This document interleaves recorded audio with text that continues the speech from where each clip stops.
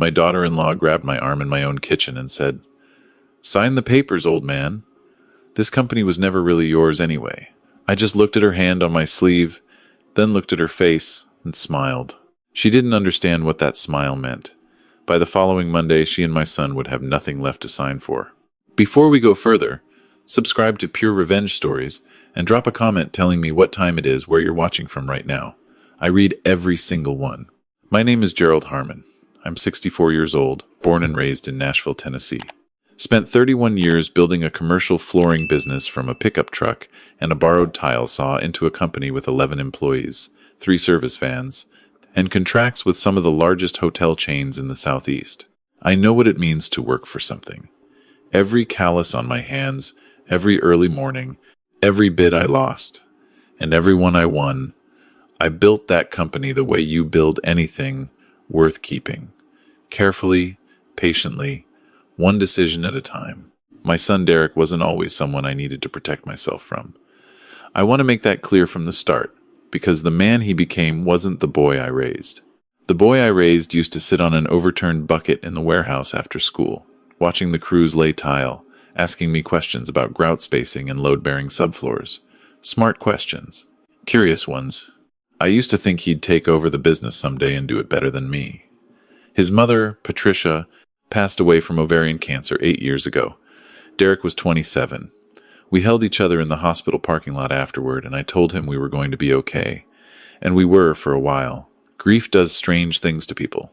It cracked Derek open in ways I didn't fully see until it was too late. Melissa came into his life 14 months after his mother died. She was introduced through a mutual friend at a cookout, and the speed at which things moved should have been a signal I paid more attention to. Within 6 weeks, they were inseparable. Within 5 months, he'd proposed. I flew in from Nashville to Dallas, where he'd relocated for work, met her over dinner at a steakhouse, and spent most of that meal watching her catalog the room rather than engage with the conversation. The way she looked at Derek wasn't how Patricia used to look at me. It was the way a person looks at something they're planning to redecorate. They married in a destination wedding in Scottsdale that cost $30,000, 14 of which I contributed at Derek's request. A gift, I told myself. Parents help with weddings. That's just what you do. The first 2 years were manageable. They lived in Dallas. I ran the business in Nashville. We talked on Sundays. Melissa was polite in the performative way of someone who hasn't yet decided how much she needs you. Then Derek lost his regional sales manager position during a restructuring. Melissa's event planning business, which had never quite launched, quietly dissolved, and my phone started ringing more often. The calls had a pattern. Derek would start with how things were going, then ease into a question about the business, then suggest that maybe he should come back to Nashville and help me run things. I was getting older, after all. The company was doing well, but the industry was changing. Didn't I want someone I could trust handling operations? I said yes. I want to be honest about that. I said yes because he was my son, because I missed him, because Patricia was gone, and Derek was the only family I had left, and because part of me genuinely believed he might step into this role and find himself again. That was my mistake, not the business decision, but the belief underneath it. I let hope override observation. They moved back to Nashville in the spring. I had a spare bedroom in the house I'd owned for 22 years, and I offered it while they got settled. Derek said it would be a few months. 6 at most. That was 2.5 years ago. The first year, Derek threw himself into the business with real energy. He learned the software, built relationships with 2 of our contractors, and brought in a hotel renovation contract worth $60,000. I was proud of him. I told him so. Melissa, meanwhile, had converted my dining room into a workspace for her relaunched event planning venture, which consisted mostly of Instagram posts about aesthetics and a website she'd paid someone $900 to build, which had produced 0 clients in 18 months. The dynamic shifted so slowly, I almost didn't notice. Derek began copying himself on supplier emails I hadn't included him on. He started referring to the company as we in conversations with clients in ways that implied partnership rather than employment. Melissa started using phrases like when Derek takes over at dinner as if it were already settled. I let these things pass, the way you let small things pass when you love someone and don't want to create conflict in your own home. Then the comments started. Melissa had a talent for delivering contempt wrapped in concern. At breakfast one morning, she said, Gerald, you really should let Derek handle the bidding process. The software has changed so much, and I worry you're not keeping up. I was the one who'd purchased that software and trained the crew to use it. Another time, in front of my office manager Diane, she said, "We've been thinking about rebranding the company. The logo looks like it's from 1987. It was from 2019. I'd paid a designer $3,000 for it." The worst ones came at night when Melissa would sit with Derek at the kitchen table after dinner, talking in low voices that went quiet when I walked in. "I am 64 years old, not deaf. I heard enough. He's going to run this into the ground before he ever lets go of it. You need to stop asking permission. You're his son, not an employee. The company should already be in your name. He's just holding it over you." I sat with those words in the silence of my bedroom and understood something. The erosion was intentional. Melissa wasn't adjusting to our home. She was renovating it. She just hadn't gotten to the foundation yet. 6 months ago, a woman named Carol Whitfield walked into my life at a woodworking class I'd joined on a whim after my doctor told me I needed to reduce stress. She was 61, a retired nurse with silver-streaked hair, and the kind of laugh that came from somewhere real. We started having coffee after class on Thursdays, then dinner. Then she became the part of my week I looked forward to most. When I mentioned Carol to Derek, his reaction was measured. Cool, but measured. When I mentioned her to Melissa, her eyes moved to Derek in that way couples communicate without speaking, and I knew the calculus had shifted. A woman who mattered to me was a variable they hadn't accounted for. 2 weeks later, I told them I'd invited Carol to Sunday dinner. Just the four of us. I thought it was time. Melissa stood up from the couch before I finished the sentence. "I'm not comfortable with that," she said. "We don't know this woman. You've known her, 3 months? This is our home." I want to pause on those 2 words. Our home. Not your home, Gerald, our home. "This is my house," I said, keeping my voice level. "I bought it in 2001. My name is on the deed. Carol is someone I care about, and I would like her to have dinner here." "Derek." Melissa turned to my son. "Tell him." Derek set down his phone and looked at me with an expression I didn't recognize. Not embarrassment, not conflict, resignation, as if he'd already chosen a side and was tired of pretending otherwise. "Dad, maybe ease into it. Melissa's been feeling unsettled lately. Can't you give it some time?" "She's been here 2.5 years, I said. "How much time does she need to feel settled in someone else's house?" Nobody answered that. I had dinner with Carol alone that Sunday. Told her what had happened. She listened without interrupting, then said, "Gerald, you're a patient man, but patience has a limit, and yours has been reached." I agreed. I just wasn't sure what to do about it yet. That changed on a Tuesday night in February. I'd been in my workshop, a back room off the garage, where I keep my woodworking tools and the half-finished rocking chair I'd been building for 6 months. It's the kind of project that requires no urgency. That's the point. You move at the pace of the wood. You don't force joints. You wait for the right moment to apply pressure. I was sanding the armrests when my phone lit up with a text from Derek's number. "You need to start thinking about retirement. Melissa and I have been patient, but this is dragging on. Stop clinging to the business and let me run it. You're embarrassing yourself." I read it twice. Embarrassing yourself. In a company I built from a pickup truck and 14 years of 60-hour weeks. I set the phone down on my workbench, face up, and looked at it in the light from the overhead lamp. Then I picked up my sandpaper and kept working. Here is what people don't understand about woodworking. The grain will tell you everything if you're willing to listen. You can't force a piece of wood into a shape it doesn't want to take.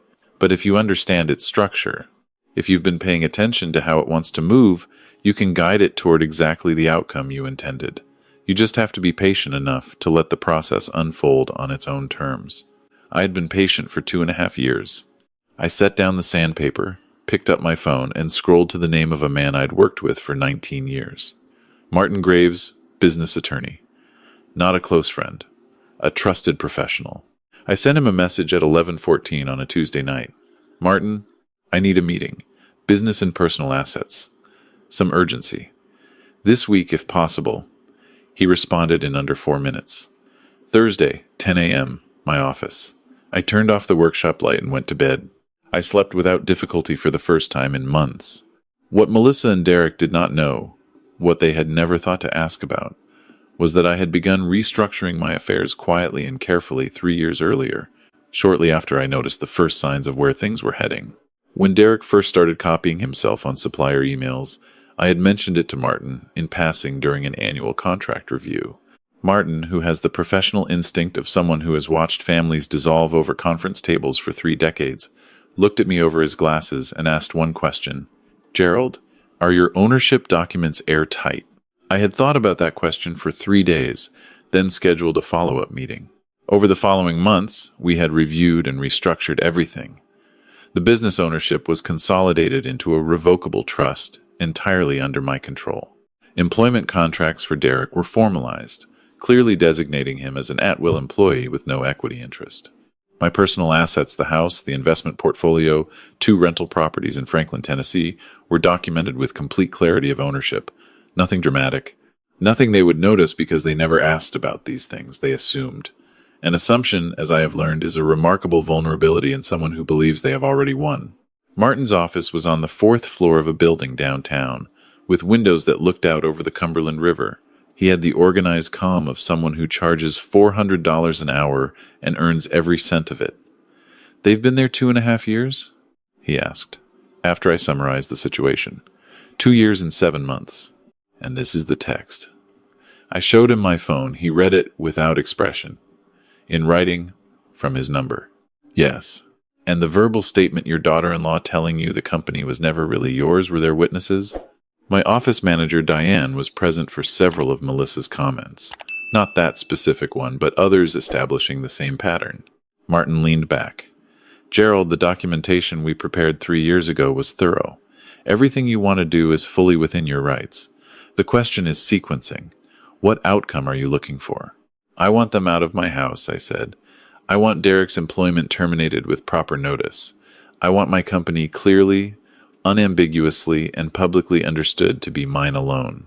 And I want them to understand, concretely, what it costs to mistake generosity for weakness." Martin nodded slowly, already writing. "Then let's begin."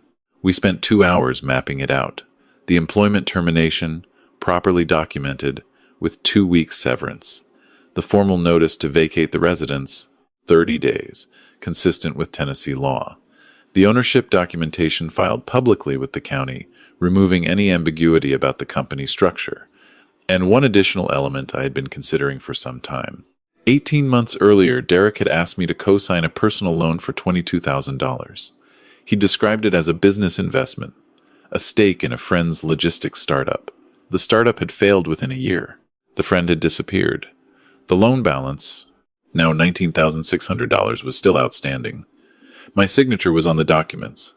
"Can I withdraw co-signing support?" I asked.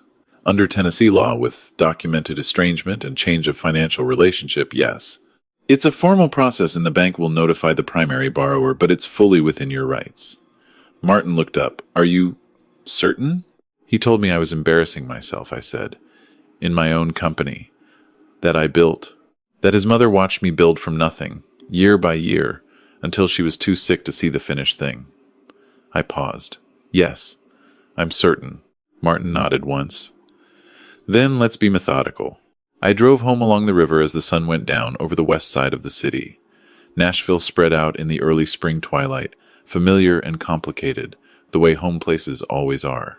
I had spent 31 years watching this city grow around the business I was building. I had buried my wife here, I had raised my son here, and now I was sitting alone in my truck on a Tuesday evening, about to dismantle everything that had calcified around the life I'd built. I felt, more than anything, clear. The next morning I was at the kitchen table with coffee when Derek came downstairs. He stopped when he saw me. Something in my posture must have told him that the conversation from the night before was not over. "Morning," he said carefully. "Good morning. I've scheduled a meeting with Martin Graves for this afternoon. You're welcome to have an attorney present if you'd like." He blinked. "What kind of meeting?" "Business matters." I stood, rinsed my cup. "I'll be out until mid-afternoon. You and Melissa have the house to yourselves."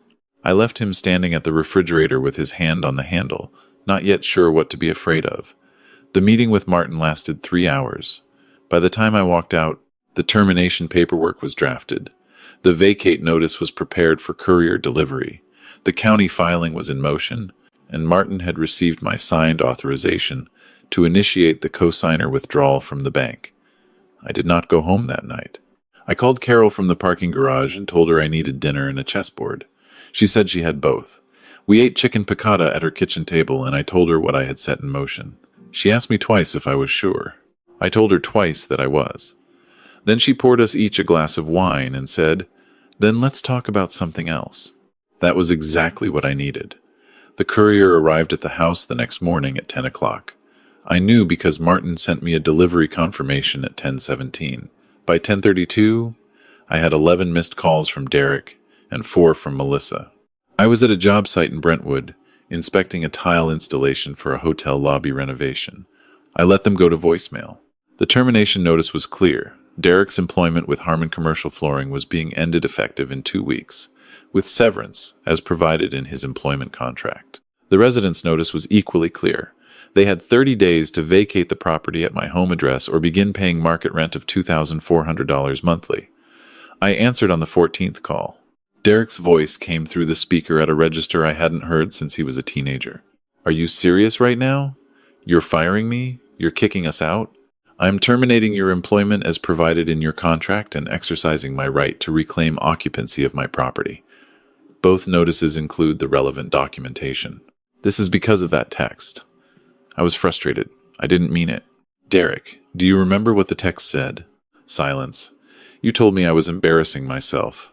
In my company, after 2.5 years of you and your wife treating my home like a hotel and my business like a transfer of wealth that hadn't been finalized yet," my voice was steady.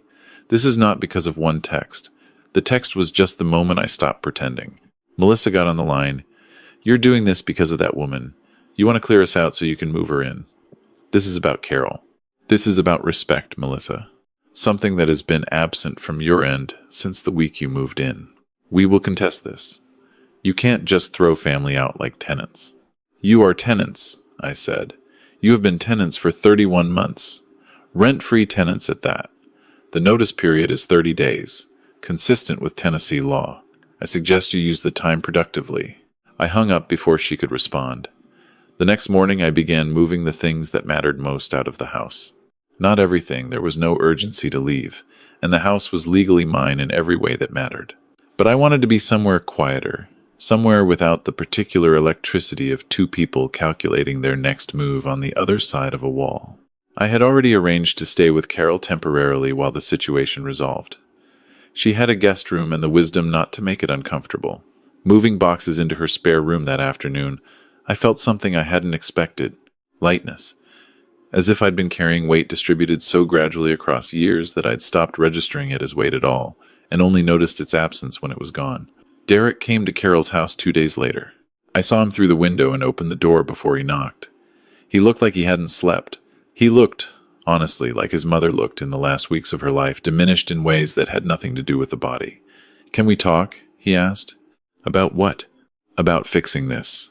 About everything." He paused. "We can't afford to rent somewhere else right now. The deposits, the moving costs, Melissa's business hasn't had a client in 2 years," I said. "I know that. I've been watching it not have clients from the desk it occupied in my dining room."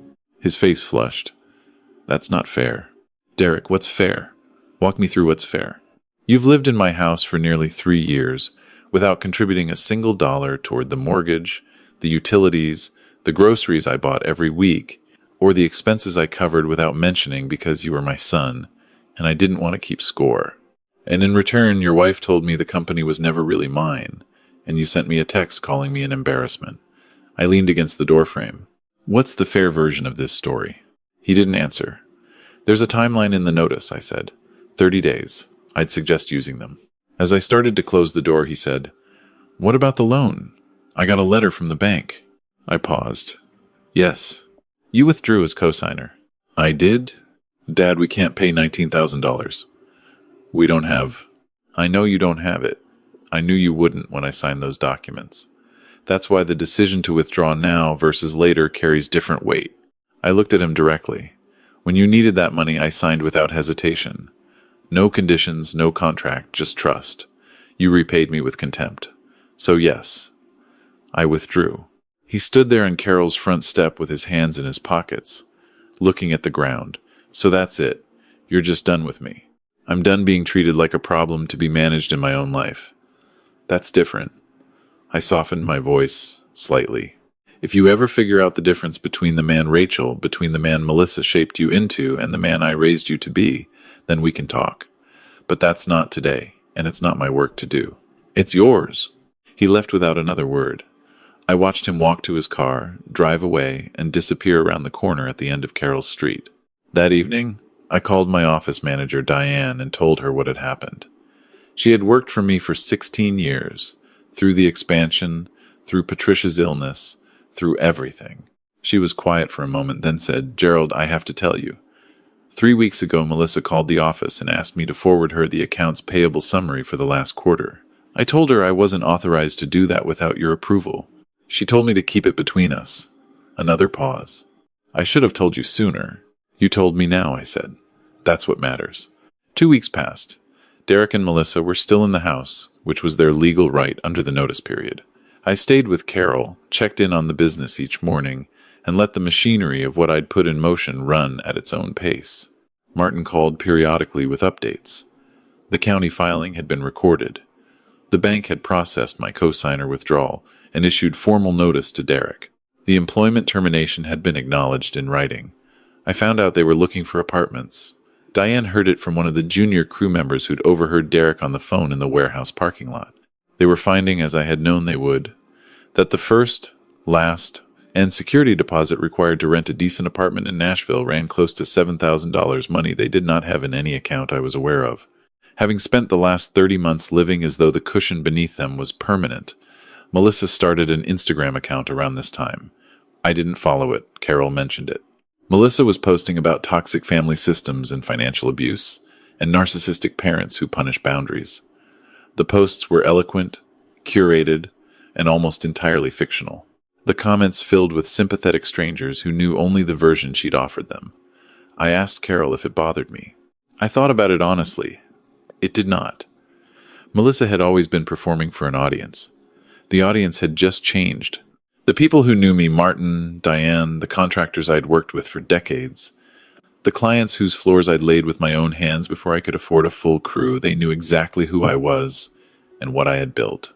Social media outrage is written in sand. Business records, court filings, and property deeds are written in stone. The court date for formal eviction arrived. I had filed after the 30-day period passed without payment or departure. They'd stayed through the deadline, I believe hoping I would relent. I did not.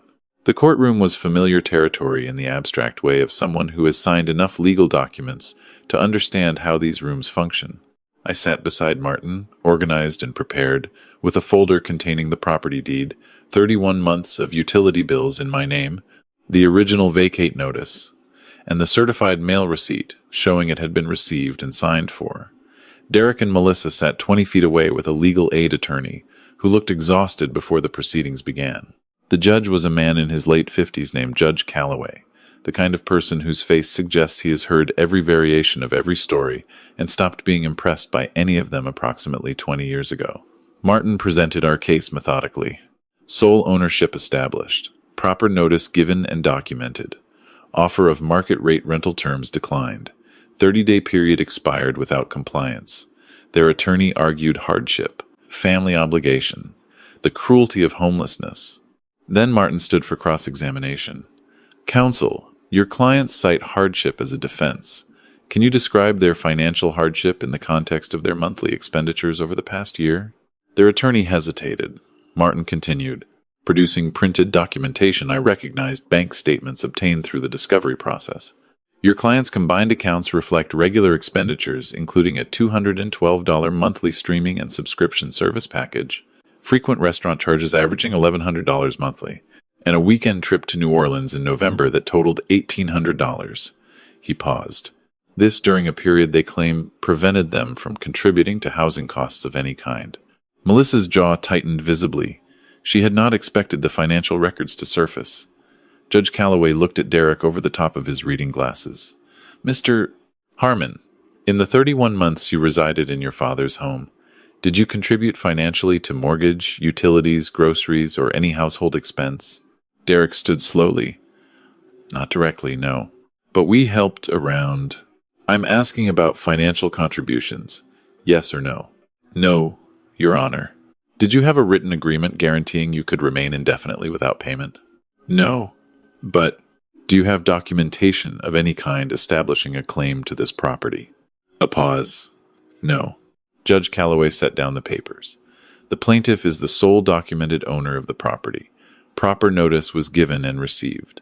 The offer of market rate rental terms was declined. There is no legal basis for the defendants to remain. He looked at both of them with the expression of someone delivering a verdict that was obvious before the proceedings began.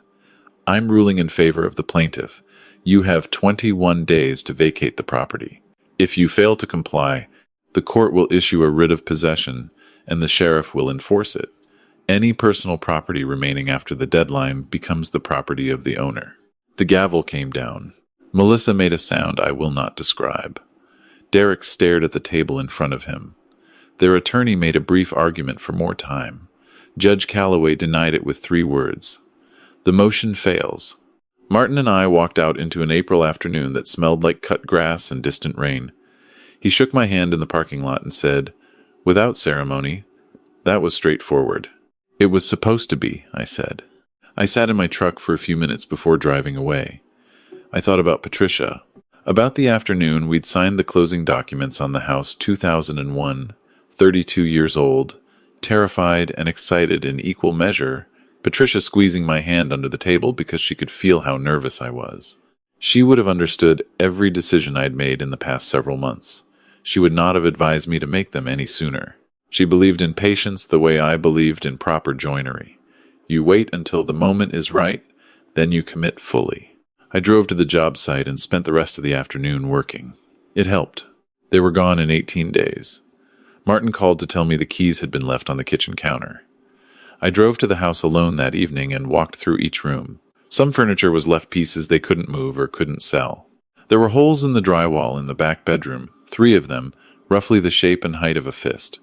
The carpet in Melissa's former workspace was stained with something that had not been there before. The garage had been used as storage for equipment I didn't recognize and would have to dispose of.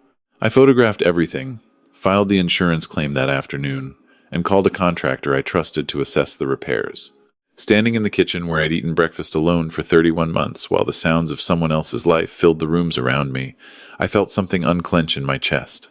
The house was mine again. Entirely, quietly, mine. A week after the eviction, I received a call from a woman at the bank the co-signed loan had gone to collections. Derek had been unable to pay, unable to find a replacement co-signer with qualifying income, and the account had defaulted. His credit score had dropped by more than 200 points overnight. He would not be financing anything a car, an apartment lease, a new business venture at favorable terms for a long time. I did not feel triumph. I felt the clean, precise satisfaction of consequence following cause, the same feeling I get when a dovetail joint fits together on the first try. 3 months passed. I sold the house in July to a young couple, both teachers, just married, first home. They walked through it with the particular carefulness of people who understand what they're taking on and intend to honor it. I walked away with proceeds that, after the outstanding mortgage and closing costs, left me with a comfortable surplus. I used part of it on a 2-bedroom craftsman bungalow in East Nashville, with a proper workshop space in the back. High ceilings. Good natural light. Room for Carol to have her own corner of the kitchen without us being in each other's way. That workshop became the best room in the house within 2 months of moving in. The rocking chair, the one I'd been working on since before any of this began, was finished in September. I set it on the back porch and sat in it the evening I completed it. The joints were tight, the finish was smooth, the balance was exactly right. It had taken 8 months, and it was exactly what I intended it to be. That evening, my phone showed a text from an unknown number. I almost didn't open it. Something made me. Dad, it's Derek. Using a friend's phone. I know you don't want to hear from me. I just wanted you to know Melissa left. About 6 weeks ago. She met someone at the marketing firm where she'd been freelancing. Moved to Atlanta with him. Filed for divorce last month. I'm working for a property management company now. Nothing glamorous, but it's honest work, and it's mine. I'm renting a studio in Donaldson. Small. But it's clean. I've been talking to a therapist, trying to actually understand what happened. not to assign blame, just to understand. And I think I'm starting to. I know you don't owe me anything. I know I have a long way to go before I've earned the right to ask for anything. I'm not asking. I just wanted you to say I'm sorry. I know what those words cost right now. I know they're not enough, but they're true. I hope you're okay. I hope Carol is good to you. You deserve someone who's good to you. I read it 3 times. Set the phone on the arm of the rocking chair. Looked out at the backyard in the September evening, the workshop light on, the oak tree losing its first leaves, the neighborhood quiet in the specific way of a weeknight in early fall. I wrote back. Thank you for telling me. Keep going to therapy. Keep doing honest work. That's the path. The rest we can figure out later, if you stay on it. I didn't promise anything. I didn't close any doors. I just said what was true. Carol found me on the porch an hour later and handed me a cup of coffee without asking if I wanted one. She knew I would. She sat in the other chair, the one I'd bought at an estate sale, the one I'd promised myself I'd build a match for, and we sat together in the dark for a while without talking. He texted. I said finally, "How was it?" It was a start. I looked at the oak tree. Not an end. Not a resolution. Just a start. She nodded. She understood the difference. That was one of the things I valued most about her. She understood that healing isn't a single moment. It's a series of decisions, made over time, one after another, like sanding a surface in stages. You don't rush it. You don't force it. You do the work correctly and you let it become what it was always meant to be. My birthday came in October. 65 years old. Martin and his wife came. Diane brought her husband. A few old friends from the industry. Carol made her mother's pecan pie, and we ate on the back porch with lights strung from the oak tree, talking and laughing about things that had nothing to do with any of this. Late in the evening, after most people had gone home, my phone rang. Unknown number, I answered. Dad. Derek's voice, quieter than I'd ever heard it. Happy birthday. I know I'm not supposed to call unless you reach out first. I'll make it quick. I wanted you to know I didn't forget. And I'm still doing the work. Still in therapy. Got promoted last month. Assistant property manager. It's not the flooring business, but it's a start. I'm glad, I said, and meant it. I'm not calling to ask for anything. I know. A pause. Mom would have been disappointed in me. I looked out at the oak tree in the dark. Carol was inside, washing dishes, giving me privacy she'd understood I needed without being told. Your mother would have been disappointed for about a week, I said, and then she would have started figuring out how to help you find your way back. That's who she was. He was quiet for a moment. Do you think he stopped? Started again? Do you think there's a version of this where we're okay again? Eventually? I thought about the rocking chair on the porch. The way it had taken 8 months and looked, now, like it had always been there. There might be, I said. But you'd have to build it. Same way you build anything worth having. Slowly. Without shortcuts. And only if the foundation holds. I understand. Happy birthday to you too, he said. I mean, not literally, but you know what I mean. I almost laughed. I hadn't heard his sense of humor in years. Get some sleep, I said. Keep going. I hung up and sat with the phone warm in my hand for a moment. Then I went inside, back to the light and the conversation and the people who had chosen to be here on a Tuesday evening in October because they wanted to, not because they needed something. That was the difference. That was what I'd spent 2 years reclaiming. Not the house, or the business, or the money, though those mattered. What I'd reclaimed was the simple right to be valued rather than used. To occupy my own life on my own terms. To be surrounded at the end of a hard day by people whose presence was a gift rather than a transaction. I'm not a man who believes in revenge for its own sake. I didn't set out to destroy anyone. I set out to stop subsidizing people who had confused my patience for surrender and my love for a resource that could be drawn down without consequence. The consequences that followed were not my invention. They were just what happens when a foundation is removed from something that was built on top of it without permission. The clocks in my workshop tick. The rocking chair sits on the porch. The bungalow on the corner of the street I chose for myself is quiet at night, in the way that only places that are truly yours can be. I chose myself. It turned out to be the right choice. If this story stayed with you, leave a like and subscribe to Pure Revenge Stories. Drop a comment and tell me what time it is where you're watching. I read every one. Click the box on the left for the next story.